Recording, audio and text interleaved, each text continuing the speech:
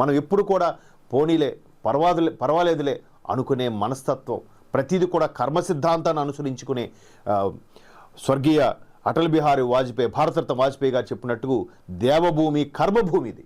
ఈ కర్మభూమిలో మనం కర్మ సిద్ధాంతాన్ని ఎక్కువగా నమ్ముతుంటాం కాబట్టి ఒకడికి కీడు చేస్తే మనకి ఏదో ఒక విధంగా కీడు తలబెడుతుందనే ఉద్దేశంతో మనం పోనీలే అంటాం బాని. కానీ చుట్టూ ఉండే పొరుగు దేశాలు, శత్రు దేశాలు మాత్రం వాళ్ళకి ఆ పాప భీతి కానీ కర్మ కానీ తెలియదు. వాళ్ళు ఇప్పటికీ అనుభవిస్తున్నారు, ఇంకా అనుభవిస్తారు, అది వేరే విషయం.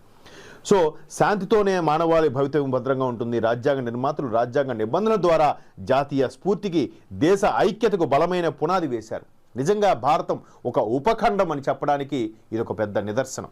వివిధ భాషలు, వివిధ జాతులు, వివిధ మతాలు, నిజంగా భారతదేశం మొత్తం మీద సుమారుగా 5,000 పైచిలుకు భాషలు ఉన్నాయి. 5,000 పైచిలుకు, ఐ రిపీట్ 5,000 పైచిలుకు. అందులో లిపి ఉన్నవి కేవలం ఒక 60-70 మాత్రమే లిపి ఉన్నాయి. మిగతా సుమారుగా 5,070 అనుకుంటే 5,000 భాషలకు లిపి లేదు.